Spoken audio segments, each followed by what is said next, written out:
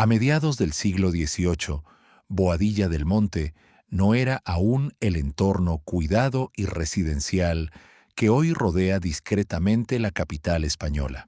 Era una tierra de contrastes, salpicada de caminos de polvo, arboledas dispersas y colinas suaves que se abrían hacia un horizonte limpio, donde la ciudad parecía tan lejana como accesible. Esa ambivalencia, lo suficientemente lejos para ofrecer privacidad, pero lo bastante cerca para mantener vínculos con el centro del poder, no pasó desapercibida para quien buscaba más que un simple retiro campestre. El infante don Luis de Borbón, hijo menor del primer Borbón español, necesitaba algo distinto a un palacio cortesano. Quería un espacio que pudiera convertirse en su refugio intelectual, su laboratorio artístico, su hogar íntimo. No se trataba simplemente de construir una casa, se trataba de apropiarse del paisaje. Boadilla del Monte ofrecía lo que pocos lugares podían: una topografía irregular, con desniveles que permitían vistas teatrales, y un entorno suficientemente virgen como para moldearlo sin restricciones urbanas. La tierra tenía historia, pero no estaba saturada. Existía ya una residencia anterior, el llamado Palacio de las Dos Torres, una construcción noble, aunque modesta, que marcaba el terreno con su memoria silenciosa. Sin embargo, el nuevo proyecto no consistiría en sustituirla, sino en absorber su esencia y elevarla a un nivel que pudiera rivalizar con las grandes villas italianas que tanto admiraban los ilustrados españoles. El infante adquirió el señorío en 1761, en un momento en el que la nobleza tradicional comenzaba a ceder territorio, literalmente, a los nuevos actores del poder ilustrado. Josefa Micaela de Mirabal, la entonces marquesa propietaria, no pudo sostener el peso económico de su herencia, y fue en ese vacío donde don Luis vio la oportunidad no solo de establecer su residencia, sino de fundar un símbolo. El terreno no era una página en blanco, pero sí una hoja lo bastante abierta como para escribir en ella una nueva historia arquitectónica. Y con esa visión llegó también Ventura Rodríguez, el arquitecto que entendería mejor que nadie el diálogo entre lugar y poder, entre geometría y naturaleza. Porque si el infante buscaba un lugar que hablara por él, Boadilla, con sus huertas antiguas, su aire rural y su silencio noble, ya estaba lista para escuchar. Antes de que el nuevo palacio se alzara con toda su simetría neoclásica y sus jardines ordenados, en ese mismo terreno ya existía una construcción cargada de significado. El llamado Palacio de las Dos Torres no era un palacio en el sentido monumental del término, pero sí una residencia noble, reconocible por sus dos torreones que rompían la horizontalidad del paisaje y servían tanto de vigilancia como de símbolo de poder. Pertenecía al linaje de los marqueses de Mirabal, una familia de vieja nobleza castellana que había asentado aquí su presencia durante generaciones. Sus muros, aunque sencillos, hablaban de una época en la que lo señorial aún convivía con lo rural y en la que el prestigio se medía por la antigüedad de los muros tanto como por su ornamentación. Cuando el infante don Luis adquirió la propiedad, no se planteó demoler lo que había. Al contrario, entendió que todo lo que construyera debía dialogar con esas torres que llevaban siglos mirando al valle. Encargó a Ventura Rodríguez no una sustitución, sino una integración. Las bases del antiguo edificio fueron absorbidas en el nuevo diseño, no solo como cimiento físico, sino también como gesto simbólico. Las dos torres originales inspiraron la decisión de coronar el nuevo palacio con dos cuerpos elevados en los extremos, como una evocación de aquel pasado que, aunque ya superado, no debía borrarse. Este gesto arquitectónico, lejos de ser un simple capricho estético, revelaba una intención más profunda: afirmar que el nuevo edificio no surgía de la nada, sino que nacía sobre la historia, que cada piedra nueva tendría detrás una memoria antigua. Los materiales del viejo palacio, en algunos casos reutilizados, fueron reordenados bajo el nuevo lenguaje del neoclásico. Así, en lugar de una ruptura, lo que se produjo fue una evolución. Esa decisión no solo otorgó al conjunto una continuidad visual y simbólica, sino que impregnó al nuevo palacio de una cierta melancolía arquitectónica, como si detrás de cada línea perfecta se intuyera la sombra de una torre medieval. Y aunque hoy el visitante ya no vea las formas originales del antiguo edificio, su huella permanece. Está en la elección del ladrillo, en la disposición del eje central, en la voluntad de no dominar el paisaje, sino de compartirlo, porque el palacio del infante Don Luis no nació para aplastar el pasado, sino para convivir con él.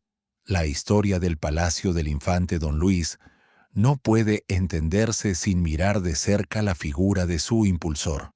Luis Antonio de Borbón y Farnesio, nacido en el corazón de la corte real como hijo menor de Felipe V, creció entre los mármoles de palacio y los ecos de la etiqueta, pero también con una conciencia temprana de su posición marginal en la línea sucesoria. No era el heredero, no sería rey, y tampoco se le permitió escoger su destino con plena libertad. Desde joven, fue conducido hacia una carrera eclesiástica impuesta, nombrado arzobispo de Toledo a los 8 años y cardenal poco después, sin vocación genuina para tales cargos. Aquella vida forzada lo fue alejando, lentamente pero con firmeza, del núcleo del poder. Pero lo que el protocolo le quitó, el arte y el pensamiento se lo devolvieron. Don Luis encontró en la música, la pintura, las ciencias y la arquitectura un refugio, y fue en ese universo donde quiso crear su propio mundo. El proyecto de construir una residencia no respondía al deseo de ostentación, sino a la necesidad vital de espacio, físico y mental, para poder ejercer la libertad que se le negaba en la corte.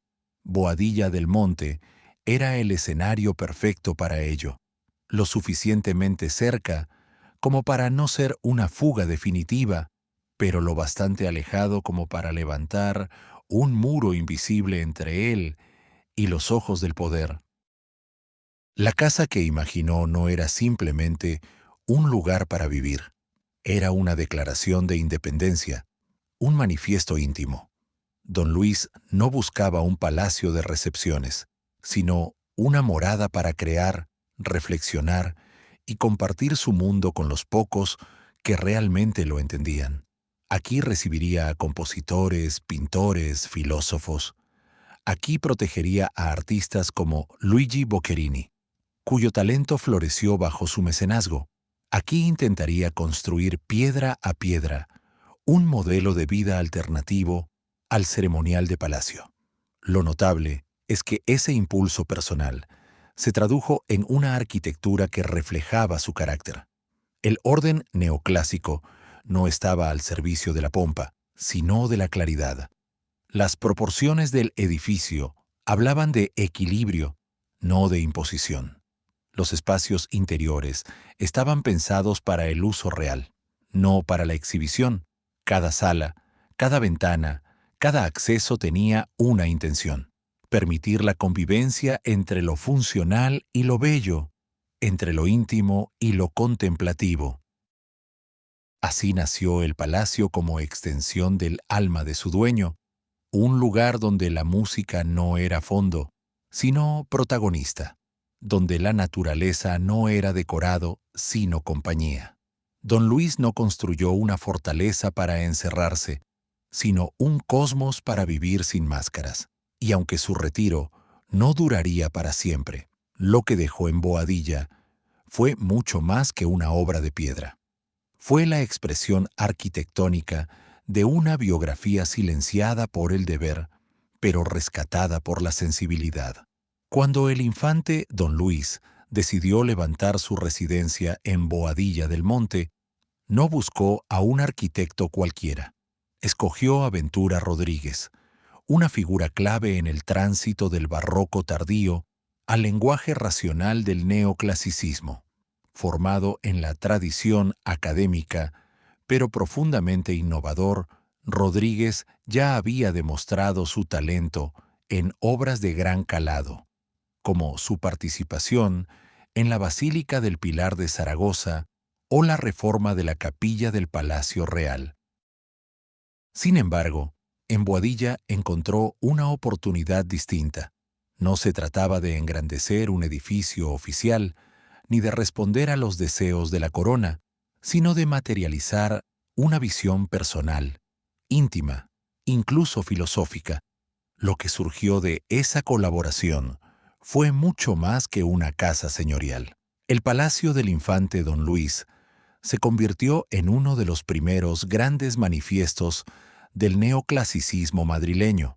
Ventura Rodríguez no simplemente diseñó una residencia funcional, creó un discurso en piedra, un equilibrio entre orden y emoción, entre la severidad de las líneas puras y la delicadeza de los detalles ocultos. La planta rectangular, las proporciones simétricas, la disposición de los cuerpos laterales, todo respondía a una lógica serena que rompía con los excesos ornamentales del barroco. Era una arquitectura que no gritaba, pero que imponía respeto. Una de las decisiones más notables fue la sobriedad exterior. Frente a las fachadas recargadas de épocas anteriores, Rodríguez optó por superficies limpias, casi silenciosas, donde el protagonismo lo tomaban elementos precisos: las portadas, los balcones con columnas toscanas o jónicas, los frontones y una cornisa austera que cerraba el conjunto con elegancia contenida.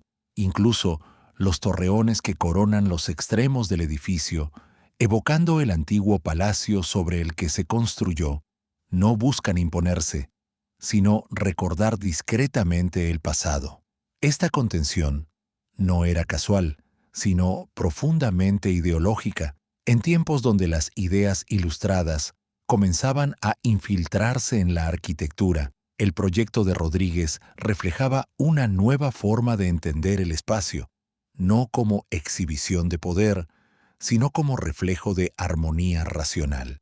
En ese sentido, el palacio no solo sirvió como residencia, sino como laboratorio estético de una nueva sensibilidad que, poco a poco, se expandiría por Madrid y toda España. Lo más fascinante es cómo esta obra, surgida del deseo personal de un infante apartado del trono, terminó influyendo en una generación entera de arquitectos.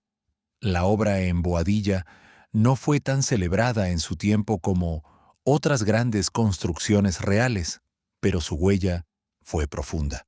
Rodríguez, en su madurez, logró aquí una de sus síntesis más depuradas: una arquitectura donde cada elemento tiene sentido, donde la belleza no distrae, sino que estructura, y donde el espacio no impone jerarquías, sino que invita a habitarlo con pensamiento.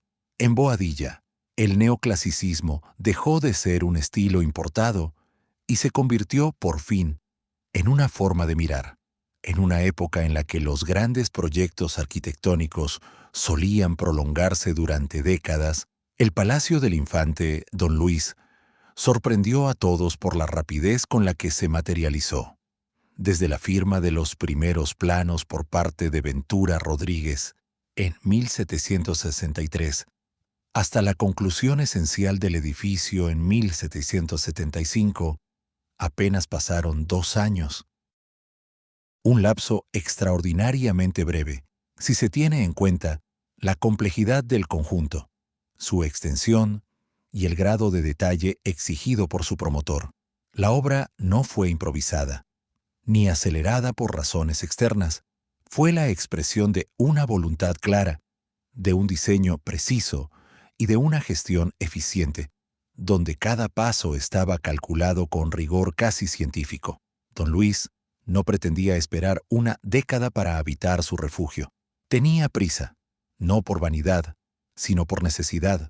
Su vida, marcada por decisiones impuestas, encontraba al fin un espacio que podría controlar, y la rapidez en la ejecución era casi una afirmación de su autonomía. El ritmo de construcción fue tan constante que muy pronto comenzaron a levantarse los muros principales, mientras las estructuras internas se definían simultáneamente. Las cuadrillas trabajaban coordinadas, el suministro de materiales estaba bien planificado y el entorno de Boadilla, relativamente accesible desde Madrid, facilitaba el transporte y la supervisión. Esa urgencia controlada quedó inmortalizada en un detalle singular: una lápida de piedra blanca colocada en el frontón central de la fachada, donde se inscribe con sobriedad el año de finalización, AD MDCs CLKUCB. No hay escudos de triunfo ni frases latinas grandilocuentes, solo una fecha, fría y perfecta, como un reloj detenido en el momento exacto en que el sueño se hizo realidad. Esa inscripción, lejos de ser un mero detalle decorativo, se convirtió en el sello de identidad del edificio. Un mensaje silencioso pero firme: este lugar no es una ruina idealizada ni una promesa en construcción, es un hecho, una presencia consolidada en el tiempo. El año 1765 no solo marcó el fin de una obra arquitectónica, sino también el inicio de una etapa crucial en la vida de su propietario. El edificio recién terminado comenzó a llenarse de música, de debates, de colecciones de arte, de paseos por los jardines que también crecían a contrarreloj. Todo se articulaba en torno a una idea de modernidad discreta, donde la velocidad no era sinónimo de superficialidad, sino de eficacia ilustrada. Hoy, esa cifra tallada sobre la piedra sigue observando en silencio a quien se acerca al palacio. Es un recordatorio de que, a veces, los grandes proyectos no necesitan eternidades para volverse eternos, que cuando la voluntad, la visión y el talento se alinean, incluso el tiempo parece ceder. Porque el palacio del infante Don Luis, terminado en 1765, no fue solo una residencia, fue una declaración inmediata y duradera de que otro modo de habitar el poder era posible. Al acercarse al palacio del infante Don Luis, lo primero que llama la atención no es la opulencia, ni un gesto desmesurado de grandeza, sino una calma visual casi hipnótica.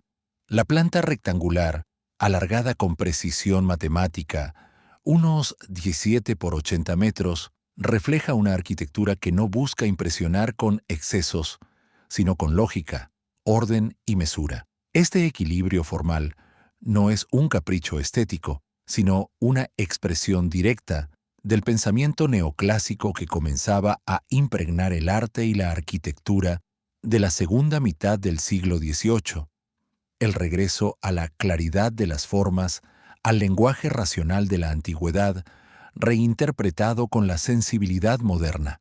El edificio se compone de 3 cuerpos principales, elevados a 3 alturas, flanqueados por 2 alas laterales de un solo piso que se adhieren al conjunto con una naturalidad casi musical. Todo en su diseño obedece a una idea de ritmo, de simetría y de proporción. Cada ventana guarda relación con su vecina.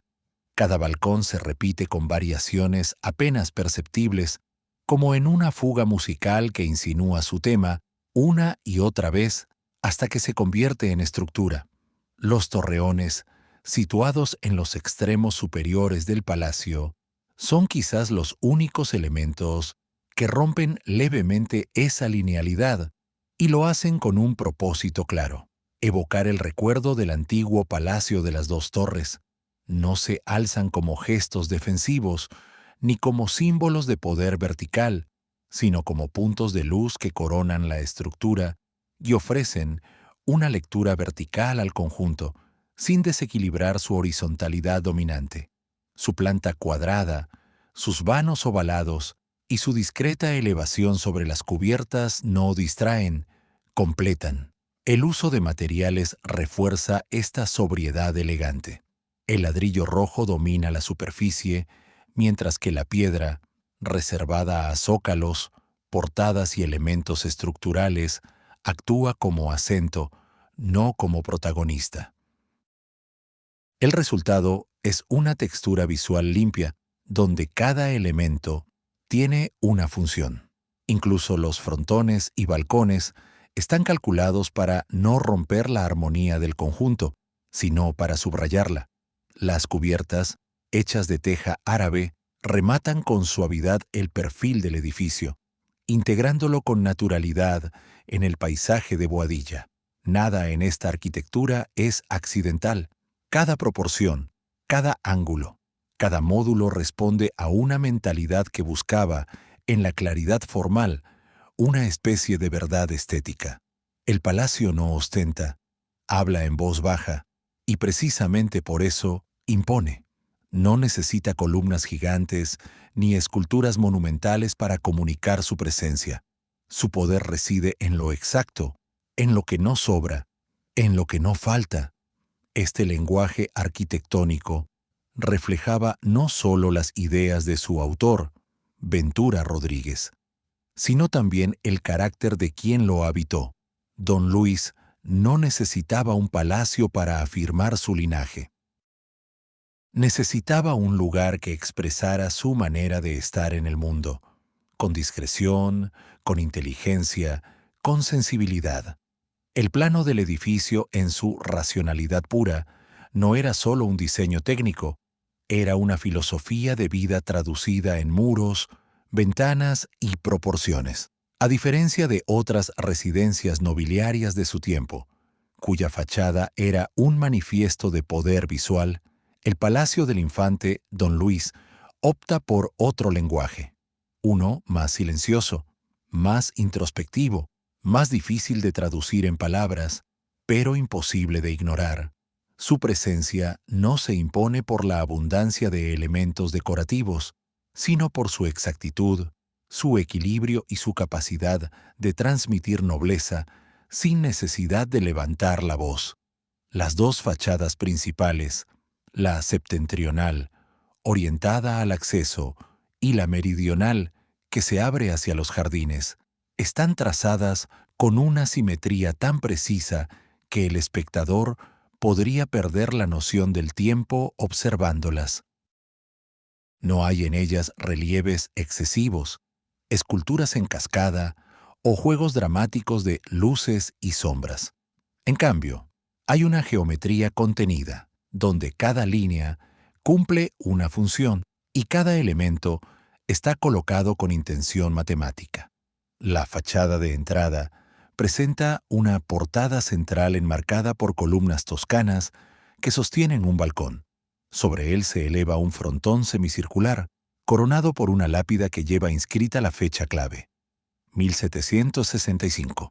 Esta secuencia vertical, puerta, balcón, frontón, inscripción, no es casual, es una especie de narración arquitectónica, de abajo hacia arriba, desde lo funcional a lo simbólico.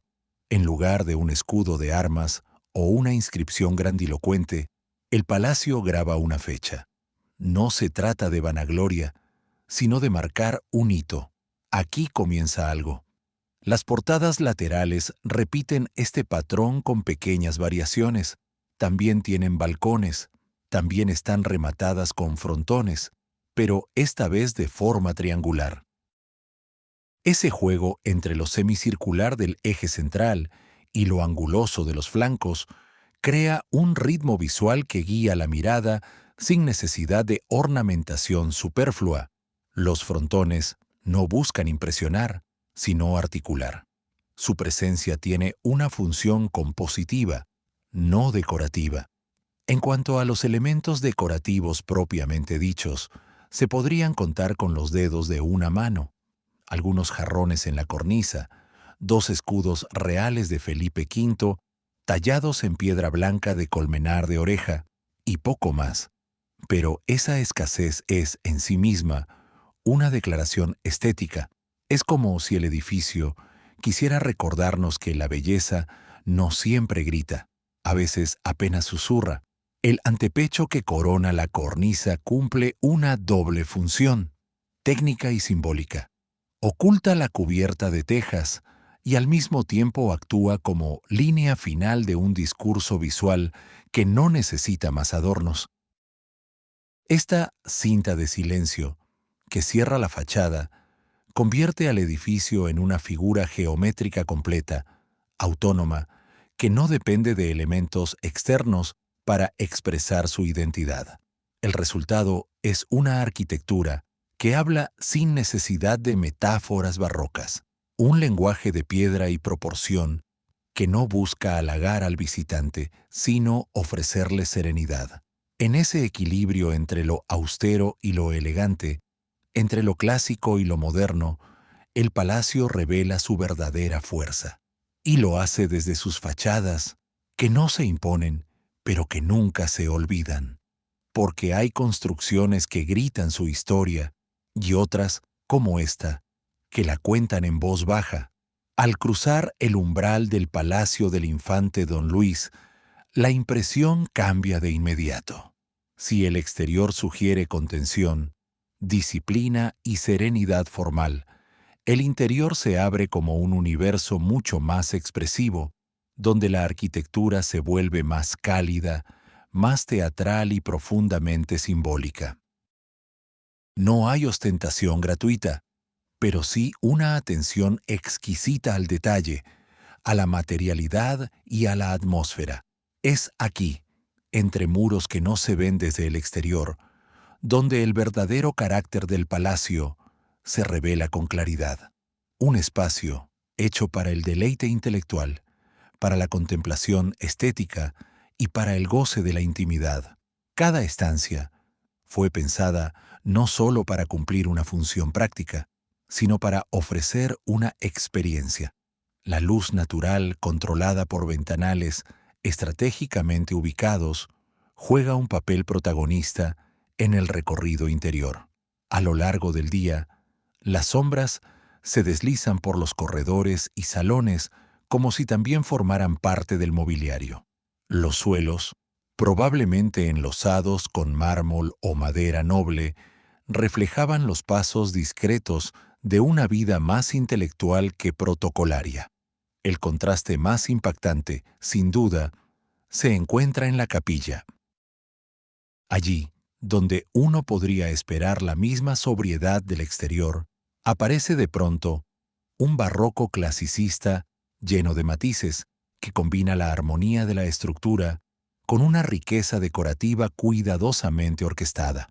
Coronas de ángeles, guirnaldas de flores, racimos de uvas, cornisas labradas con delicadeza y bóvedas decoradas con motivos corintios. Todo parece vibrar con una energía contenida, como si el lugar respirara un tipo de espiritualidad que no se impone, sino que envuelve. Los materiales empleados, mármol, bronce, estuco, no gritan su lujo, pero lo susurran al oído de quien los observa con atención. Aquí no hay excesos dorados ni acumulación de símbolos religiosos. Lo que hay es una búsqueda de perfección formal, de equilibrio entre función y belleza, entre lo sagrado y lo humano. La capilla no solo servía como lugar de recogimiento, también era un mensaje silencioso. Este palacio, aunque retirado de la corte, no había renunciado a la excelencia. Ese mismo espíritu se extendía por otras salas que albergaban bibliotecas, gabinetes de estudio, colecciones de arte y partituras musicales. La residencia se convirtió en un refugio creativo, donde el infante podía rodearse de intelectuales, músicos y pintores. Entre sus muros se escucharon composiciones de Boccherini, se debatieron ideas ilustradas y se construyó un microcosmos donde el arte era tan importante como el aire que se respiraba. Este contraste entre la severidad exterior y la riqueza interior no fue casual. Fue una decisión consciente, casi una estrategia narrativa. El palacio no necesitaba mostrarse al mundo con máscaras decorativas, porque su valor real estaba dentro, como un libro de portada austera pero páginas deslumbrantes. La residencia del infante don Luis se definía por lo que ofrecía a quien se atrevía a entrar, y ese gesto, guardar la belleza para los que están dentro, decía mucho más que cualquier escalinata monumental. Era un lugar hecho no para deslumbrar al mundo, sino para construir uno propio. En el corazón silencioso del palacio del infante, don Luis late un espacio que condensa, como ningún otro, el espíritu de la residencia, la capilla. Lejos de ser una simple dependencia religiosa, este recinto fue concebido como el núcleo simbólico del palacio. En su interior, la arquitectura cambia de tono. Si el resto del edificio habla en voz baja, la capilla lo hace con intensidad controlada, como un susurro cargado de solemnidad. Aquí, Ventura Rodríguez dejó atrás la sobriedad exterior para desplegar un lenguaje barroco clasicista que, sin caer en la exageración, envuelve al visitante en una atmósfera de recogimiento, belleza y eternidad. Los motivos ornamentales no son casuales. Ángeles esculpidos que parecen vigilar desde las pechinas, guirnaldas florales que serpentean por los arcos, racimos de uvas que aluden a la vida, al sacrificio y a la celebración espiritual. La decoración no abruma, pero emociona. Estucos finamente modelados, columnas de orden corintio, mármoles en tonos cálidos y detalles en bronce dorado se combinan para generar una experiencia sensorial de profundo simbolismo. Cada elemento tiene un lugar, cada trazo, una intención. La luz, tamizada por vanos cuidadosamente colocados, no ilumina de golpe, sino que revela lentamente, como si el espacio pidiera al visitante que mirara con respeto. Pero lo más significativo de la capilla es que no fue pensada solo para el culto, sino también como lugar de memoria. Con el paso del tiempo, se convirtió en una pequeña cripta familiar, donde descansan figuras centrales en la historia del propio palacio. Allí está enterrada María Teresa de Borbón y Vallabriga, hija del infante y conocida en la historia del arte como la Condesa de Chinchón, inmortalizada por Goya en uno de sus retratos más delicados. Su sepulcro, diseñado en 1828 por Valeriano Salvatierra, es una obra sobria y elegante, coherente con el estilo general del espacio. A su lado se encuentra la tumba de su hermana, María Luisa de Borbón y Vallabriga, duquesa consorte de San Fernando de Quiroga, cuyo monumento funerario fue obra de Antonio Solá. La capilla, entonces, se transformó en algo más profundo, un santuario doméstico, una cápsula de memoria afectiva donde el tiempo parecía suspenderse. No era un mausoleo monumental ni un templo frío, sino un rincón íntimo donde el pasado seguía respirando. Un lugar donde el silencio adquiría espesor, donde el mármol hablaba con la voz de los ausentes. Esa conversión de la capilla en espacio sagrado y funerario elevó aún más el valor simbólico del palacio. Ya no era solo una residencia privada o una obra maestra del neoclasicismo, sino también un contenedor de legado. Allí donde una vez se escucharon misas privadas y oraciones discretas, hoy reposan los ecos de una familia que, aunque apartada del centro del poder, encontró aquí su refugio, su voz y finalmente su descanso. La capilla del palacio no es un apéndice, es su corazón, su eje invisible, el lugar donde la arquitectura se vuelve alma. El palacio del infante don Luis no fue solamente un espacio para vivir o contemplar el paisaje. Fue, desde sus primeros días, una caja de resonancia para el arte.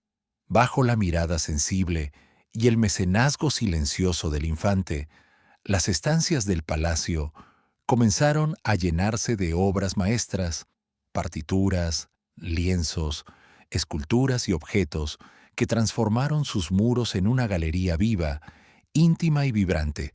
Aquí no se coleccionaba para ostentar, sino para convivir con la belleza. El arte no era un adorno, sino una necesidad, casi una extensión de la vida interior de quienes habitaban el edificio. Las paredes del palacio llegaron a albergar cuadros de artistas universales.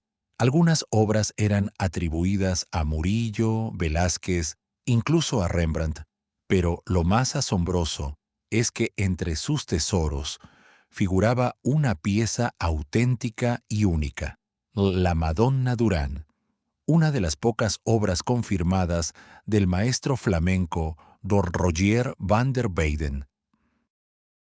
Este cuadro, envuelto en una serenidad conmovedora, colgó durante años en una de las salas, convirtiendo al Palacio de Boadilla en un refugio secreto para la pintura del siglo XV.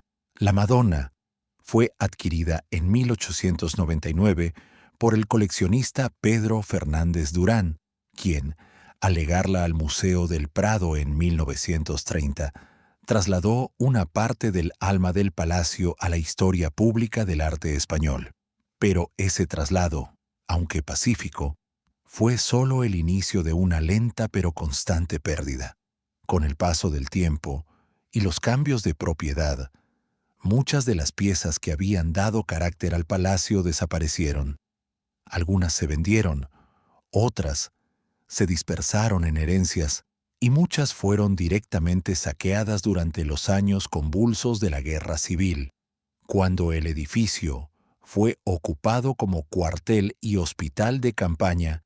La colección que alguna vez representó una de las expresiones más refinadas del coleccionismo privado ilustrado, se vio reducida al recuerdo. El vacío que dejaron estas obras no fue solo material. El palacio perdió parte de su lenguaje, de su atmósfera, de su sentido original. Las estancias ya no narraban historias a través de sus pinturas. El silencio que antes acompañaba la contemplación de un retrato o de una escena religiosa se volvió literal. Incluso para quienes hoy recorren sus salas restauradas, es difícil imaginar la fuerza con la que el arte llenaba cada rincón. Esta pérdida, sin embargo, no borra el pasado. Lo resignifica. El hecho de que esas obras hayan existido aquí convierte al palacio en algo más que una arquitectura hermosa. Lo convierte en un testigo de lo que se puede construir cuando el arte forma parte del día a día, y también de lo que se puede perder cuando la historia irrumpe con violencia. Boadilla no fue solo escenario de la belleza, también fue víctima de su fragilidad. Pero en esa dualidad, haber sido hogar del arte y luego su ausencia, reside una de las emociones más profundas que este lugar puede ofrecer, porque un palacio sin colección aún puede conservar la memoria de lo que una vez lo hizo vibrar. Cuando el infante don Luis abandonó el Palacio de Boadilla del Monte en 1776, tras contraer matrimonio con María Teresa de Vallabriga, la casa no quedó vacía, pero sí cambió profundamente su naturaleza. Ya no era el centro de una vida creativa, ni el refugio de un espíritu libre en busca de serenidad. Con su marcha, la energía que había animado cada rincón del edificio se replegó. El palacio, aunque habitado, empezó a transformarse lentamente en otra cosa, en un símbolo, en un recuerdo familiar, en una estructura que contenía más pasado que presente.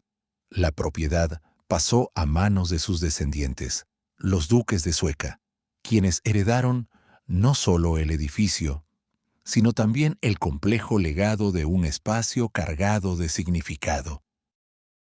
A diferencia del infante, los nuevos propietarios no vivieron el palacio como un proyecto personal, sino como una parte más del patrimonio familiar. Lo utilizaron, sí, lo mantuvieron, lo poblaron con obras de arte y objetos valiosos, pero la relación con la casa era diferente. La pasión del creador había dado paso al deber del heredero. A pesar de este cambio, el palacio siguió siendo un contenedor de vida. Reuniones sociales, estancias temporales, visitas destacadas, los muros no cayeron en el abandono inmediato. Pero el centro de gravedad se había desplazado. El alma de la casa, esa que vibraba con música, con debate, con ideas, se volvió más silenciosa. Los ecos de Boccherini y las confidencias del infante dejaron paso a un murmullo más lejano, como si la arquitectura misma empezara a hablar en pasado. Durante este periodo, el palacio no se degradó de golpe, pero sí comenzó a alejarse de su vocación original. Se convirtió en una residencia más estática, menos vivida, más contemplada. Las generaciones siguientes lo miraban con respeto, incluso con orgullo, pero sin la intensidad afectiva de su fundador. Poco a poco, la casa dejó de ser hogar y se convirtió en legado. Esa transición fue sutil, pero decisiva. A medida que pasaban los años, el palacio se fue transformando en un monumento familiar, un espacio que ya no se habitaba plenamente, sino que se conservaba, como si cada estancia estuviera envuelta en una capa invisible de distancia. Las habitaciones donde antes se componía, se conversaba y se soñaba, ahora eran recorridas con pasos suaves y voces bajas. Ya no se construía en ellas el futuro, sino que se recordaba el pasado. Y sin embargo, incluso en esa nueva quietud, el edificio conservó su dignidad. Aceptó su nuevo rol con la misma elegancia con la que había sido creado. El palacio ya no era un escenario de vida cotidiana, pero sí un testigo noble de lo que alguna vez fue posible. Un lugar donde un hombre buscó libertad a través del arte y donde, por un tiempo, esa libertad se hizo forma, música y espacio. La nueva etapa del palacio no fue un final, sino una pausa larga, solemne, en la que la arquitectura aprendió a hablar con la voz del recuerdo. La serenidad que había envuelto al palacio durante décadas se quebró bruscamente con la llegada de la Guerra Civil Española. En un país dividido, donde los símbolos del pasado se convirtieron en objetivos, el Palacio del Infante Don Luis no fue una excepción. Su historia noble, su arquitectura ilustrada y su silencio aristocrático lo hicieron blanco fácil para un tiempo que ya no reconocía la memoria como herencia, sino como carga. Durante esos años convulsos, el edificio dejó de ser un testigo pasivo del tiempo y se convirtió en un espacio sometido, desgarrado por usos que nada tenían que ver con su razón de ser. El palacio fue requisado y transformado primero en cuartel, luego en hospital de campaña. Sus salones, alguna vez llenos de música y conversación, fueron ocupados por camas improvisadas, cajas de suministros y soldados agotados. La capilla, aquel corazón barroco cargado de belleza espiritual, fue despojada de su función y convertida en almacén. Las estancias decoradas con mármol y bronce recibieron impactos, mutilaciones, incendios, daños invisibles que iban más allá de lo físico, porque lo que se rompía no eran solo objetos o paredes, era el alma del edificio, su dignidad cultivada durante generaciones. Gran parte de la colección de arte que aún se conservaba fue saqueada. Obras que habían sobrevivido al paso del tiempo, a herencias dispersas y a mudanzas discretas, desaparecieron sin rastro en medio del caos. No hubo inventarios, no hubo garantías, no hubo defensores. La casa, que una vez había sido un refugio para el arte, se convirtió en escenario de pérdida y desaparición. Las huellas de ese expolio todavía se perciben hoy, no solo en la falta de cuadros o muebles, sino en la sensación de vacío que algunos rincones del palacio transmiten. El daño estructural también fue significativo. Paredes perforadas, cubiertas debilitadas, elementos decorativos arrancados o destruidos. Algunas zonas quedaron inhabitables. La lógica militar no tenía espacio para la conservación. Cada intervención dejaba una cicatriz. Cada día de ocupación apagaba un poco más la esencia original del lugar. Lo que antes era arquitectura de contemplación se convirtió en pura funcionalidad bélica. El palacio ya no hablaba con voz propia, sino que repetía, en silencio, el eco de una guerra que lo utilizó sin piedad. Tras el conflicto, lo que quedó no fue un edificio derrumbado, pero sí profundamente herido. El palacio no se vino abajo, pero dejó de ser lo que era. Su memoria seguía intacta en algunos muros, en la distribución de las salas, en los fragmentos de decoración que milagrosamente sobrevivieron. Pero su atmósfera había cambiado. El lugar donde una vez se cultivó la belleza ahora guardaba el olor del abandono, del dolor y del olvido. El silencio ya no era noble, era un silencio vacío, y sin embargo, incluso en su estado más frágil, el palacio resistió.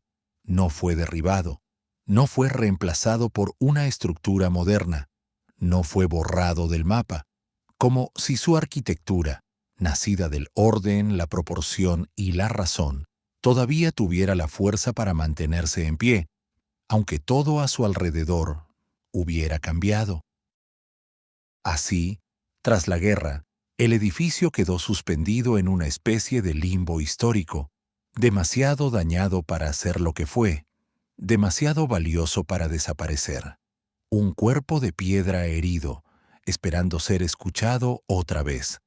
Superada la violencia de la guerra, el palacio del infante Don Luis no fue devuelto a su antigua gloria, ni restaurado como monumento a la historia ilustrada. Lo que vino después fue un proceso lento y a menudo doloroso de adaptación, de supervivencia funcional en el que el edificio, como un cuerpo envejecido, tuvo que resignarse a nuevas formas de uso para evitar su desaparición total. El esplendor del siglo XVIII quedó atrás y el palacio entró en una etapa de silencioso sacrificio. Sobrevivir, aunque fuera a costa de sí mismo. Durante el franquismo, el edificio fue asignado al Auxilio Social, una institución estatal de carácter asistencial. Las estancias nobles, que un día albergaron tertulias ilustradas y colecciones artísticas, fueron transformadas en aulas y dormitorios para niñas huérfanas o en situación vulnerable. El espacio se convirtió en internado. Las salas decoradas con estucos y mármol se llenaron de literas, armarios metálicos, escritorios utilitarios. Lo que antes había sido concebido como un entorno de belleza y contemplación fue reducido a un marco funcional, sin tiempo ni recursos para la conservación patrimonial. Las adaptaciones no fueron sutiles.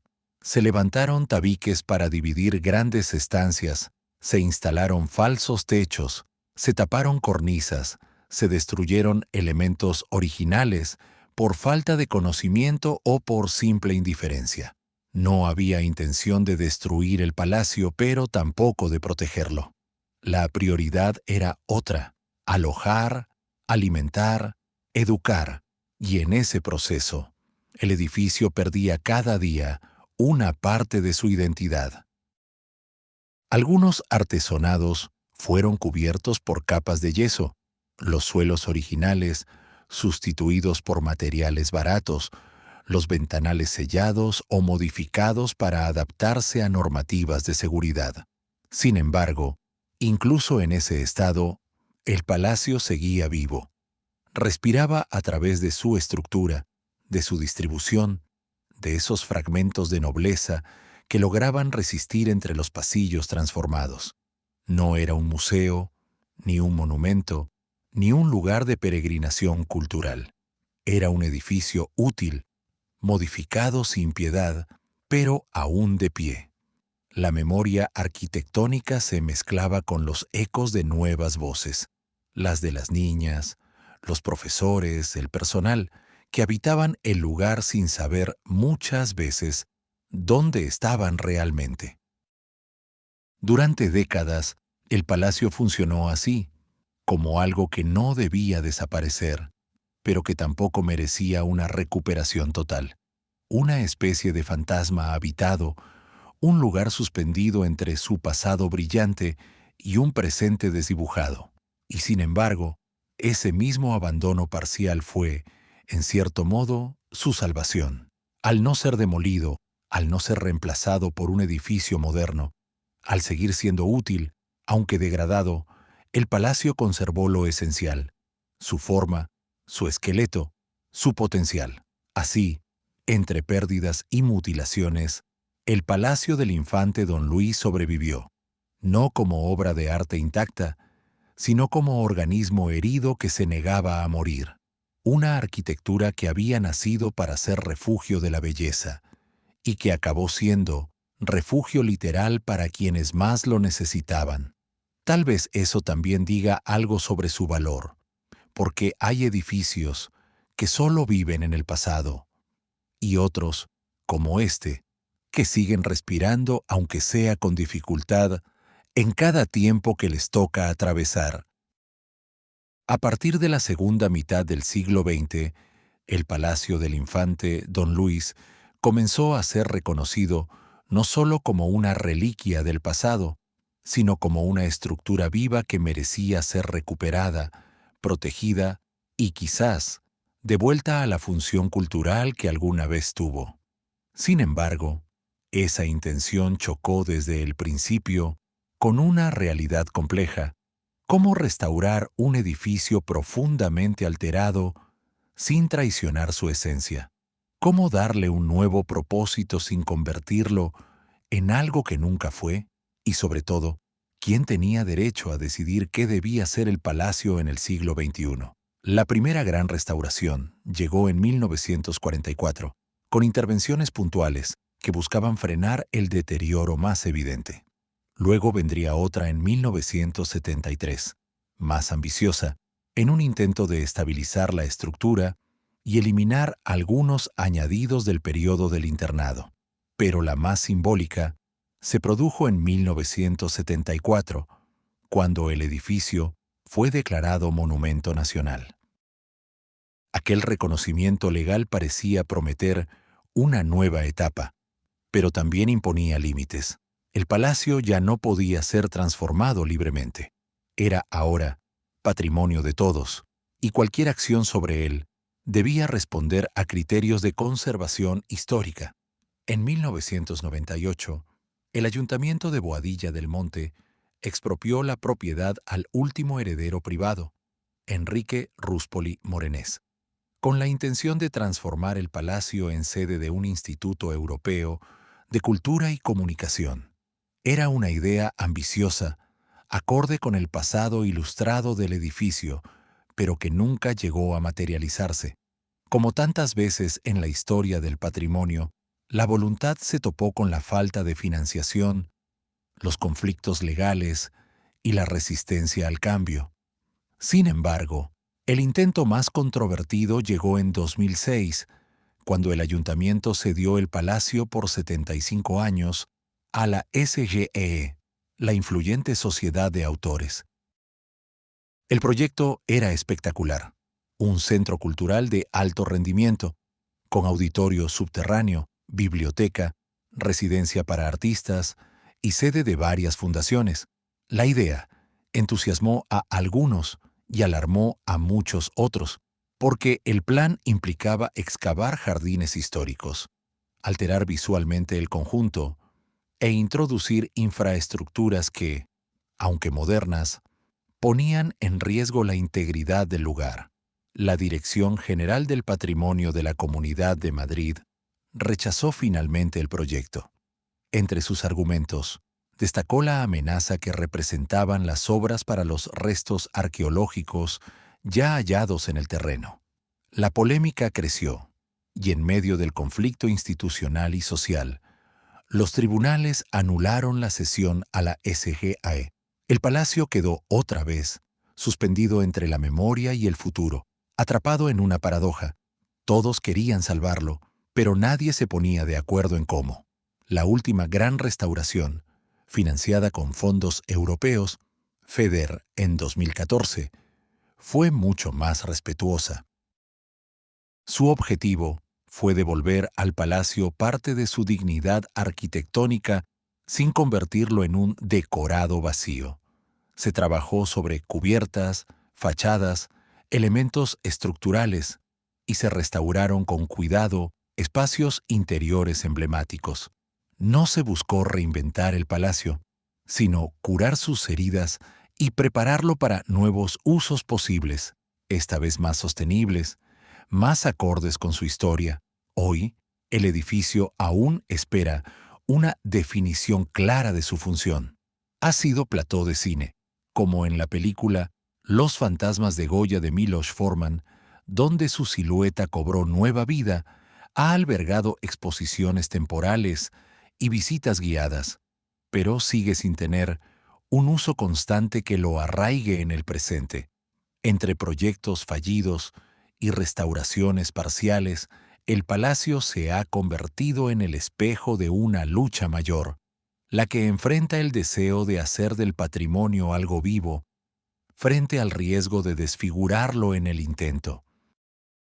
Y en esa tensión, entre lo que fue y lo que podría ser, el palacio sigue esperando, firme, silencioso, incompleto. Hoy el palacio del infante Don Luis ya no es un lugar de poder ni un refugio ilustrado, tampoco un internado o un cuartel. Es otra cosa. Es un cuerpo arquitectónico que ha sobrevivido a más de 2 siglos de transformaciones sin perder del todo su identidad. Caminar hoy por sus jardines restaurados, recorrer sus pasillos silenciosos, observar la sobriedad de sus fachadas, es acercarse a un palimpsesto de piedra donde cada capa del tiempo sigue viva, aunque a veces invisible. El conjunto se mantiene en pie con una dignidad que impresiona. Las restauraciones recientes han devuelto cierta nitidez a sus formas, pero sin borrar las huellas del uso y del desgaste. Las paredes no han sido rejuvenecidas hasta la falsedad, sino consolidadas para que puedan seguir contando su historia. Aquí no se ha reconstruido una postal del pasado, sino que se ha preservado un organismo que sigue respirando. Y ese equilibrio entre conservación y verdad es lo que hace del palacio un espacio profundamente humano. Los jardines que lo rodean, distribuidos en terrazas que salvan el desnivel natural del terreno, han recuperado parte de su trazado original. Aunque muchas de las piezas escultóricas se perdieron o fueron trasladadas, se han restaurado algunos elementos fundamentales, como el acceso escalonado, las grutas y los restos de antiguas fuentes. Incluso sin la presencia de la monumental Fuente de las Conchas, hoy en el Campo del Moro junto al Palacio Real, el diseño sigue revelando la sensibilidad de su autor, Ventura Rodríguez. Una arquitectura del paisaje que no impone, sino que acompaña. Caminar por estos jardines es cruzar distintos tiempos. Se perciben restos del siglo XVIII junto a cicatrices del siglo XX, y sin embargo, nada resulta incoherente. El conjunto ha aprendido a convivir con sus heridas. Las puertas neoclásicas, hoy deterioradas, aún se alzan como guardianas mudas. Las balaustradas de piedra blanca de colmenar de oreja delimitan con elegancia los bordes del recinto, y aunque algunos muros presentan grietas, su imperfección no resta valor. Al contrario, suma autenticidad. El interior del edificio, aunque no completamente abierto al público, conserva espacios que siguen transmitiendo la atmósfera de su origen. En algunas salas restauradas, el visitante puede imaginar la música de Boccherini, los pasos de Don Luis, las conversaciones que alguna vez resonaron entre cuadros ahora ausentes. El vacío no es silencio, es memoria. El palacio ha dejado de ser una residencia para convertirse en algo más complejo. Es, en cierto modo, un lugar de resistencia. Resistencia a la desaparición, al olvido, a la banalización del pasado, y eso lo hace extraordinariamente contemporáneo. Porque en un tiempo donde todo tiende a lo inmediato, este edificio nos obliga a mirar lento, a escuchar lo que no se dice, a comprender que la historia no es una línea recta, sino una serie de capas superpuestas. Hoy, el Palacio del Infante Don Luis no necesita funcionar como museo ni ser habitado por nobles para tener sentido. Su sola existencia, su arquitectura que sigue en pie, su volumen suspendido entre épocas, ya es una forma de presencia. Es un lugar donde el tiempo no ha sido borrado, sino acumulado, y por eso, quizás más que nunca, sigue vivo, porque no hay futuro sin lugares capaces de recordarnos, con belleza y sin estridencias, todo lo que hemos sido.